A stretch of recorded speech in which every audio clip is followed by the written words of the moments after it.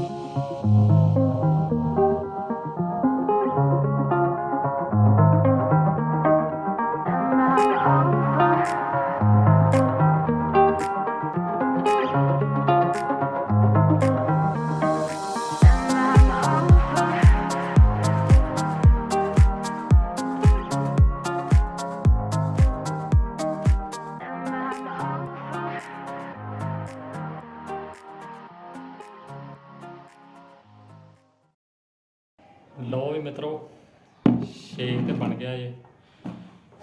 ਇਹ Oreo biscuit ਦਾ ਹੈਗਾ shake. ਤੇ ਮੈਂ ਕਿਹਾ ਚੱਲ ਹੁਣ ਗਰਮੀ ਦਾ ਮੌਸਮ ਆ, ਤੇ ਗਰਮੀ ਦੇ ਮੌਸਮ 'ਚ ਹੁੰਦਾ ਕਿ ਚੱਲ ਕੋਈ ਨਾ ਕੋਈ ਚੀਜ਼ ਠੰਡੀ ਪੀਤੀ ਜਾਵੇ। ਤੇ ਮੇਰਾ ਵੀ ਜੀ ਕਰਨ ਦਿਆ, ਮੈਂ ਚੱਲ ਕੋਈ ਗੱਲ ਨਹੀਂ ਆ ਬਣਾ ਕੇ ਵੇਖਦੇ ਹਾਂ। ਵੈਸੇ ਤਾਂ ਇਹ 2-3 ਮਿੰਟਾਂ 'ਚ ਹੀ ਬਣ ਗਿਆ, ਮਤਲਬ ਕਿ ਇੰਨਾ ਟਾਈਮ ਨਹੀਂ ਲੱਗਾ।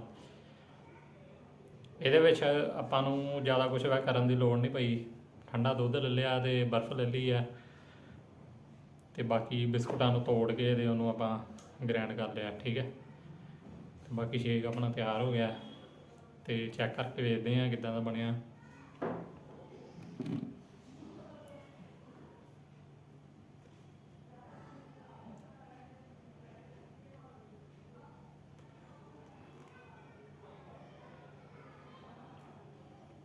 ਬਹੁਤ ਵਧੀਆ ਬਣ ਗਿਆ। ਮਿੱਠਾ ਵੀ ਬਹੁਤ ਵਧੀਆ। ਮਿੱਠਾ ਮਤਲਬ ਕਿ ਆਪਾਂ ਐਕਸਟਰਾ ਨਹੀਂ ਪਾਇਆ, ਕਿਉਂਕਿ ਜਿਹੜੇ ਓਰੀਓ ਦੇ ਬਿਸਕੁਟ ਆ ਉਹਦੇ ਵਿੱਚ ਮਿੱਠਾ ਤਾਂ ਹੁੰਦਾ ਹੀ ਹੈ, ਕਿਉਂਕਿ ਚੋਕਲੇਟ ਬਿਸਕੁਟ ਹੈਗੇ ਆ, ਕਰੀਮ ਲੱਗੀ ਹੁੰਦੀ ਨਾਲੇ, ਅਤੇ ਮਿੱਠਾ ਠੀਕ ਆ। ਮੈਂ ਐਕਸਟਰਾ ਨਹੀਂ ਪਾਇਆ, ਮੈਂ ਕਿਹਾ ਲੋੜ ਹੀ ਨਹੀਂ ਆਪਾਂ ਨੂੰ। ਜੇ ਤੁਹਾਨੂੰ ਜ਼ਿਆਦਾ, ਜੇ ਤੁਸੀਂ ਮਿੱਠਾ ਜ਼ਿਆਦਾ ਲਾਈਕ ਕਰਦੇ ਹੋ ਤਾਂ ਫਿਰ ਤੁਸੀਂ ਸ਼ੂਗਰ ਵੀ ਐਡ ਕਰ ਸਕਦੇ ਹੋ ਇਹਦੇ 'ਚ। ਅਤੇ ਬਾਕੀ ਮੇਰੇ ਖਿਆਲ ਨਾਲ ਤਾਂ ਬਿਨਾਂ ਮਿੱਠੇ ਤੋਂ ਵੀ ਠੀਕ ਰਹਿੰਦਾ ਹੈ, ਕਿਉਂਕਿ ਮਿੱਠਾ ਬਿਸਕੁਟ ਦੇ ਵਿੱਚ ਮਿੱਠਾ ਹੁੰਦਾ ਹੀ ਆ। ਚੋਕਲੇਟ ਬਿਸਕੁਟ ਹੈਗੇ ਆ ਅਤੇ ਮਿੱਠਾ ਤਾਂ ਹੁੰਦਾ ਹੀ ਆ। ਬਾਕੀ ਵਧੀਆ ਬਣ ਗਿਆ।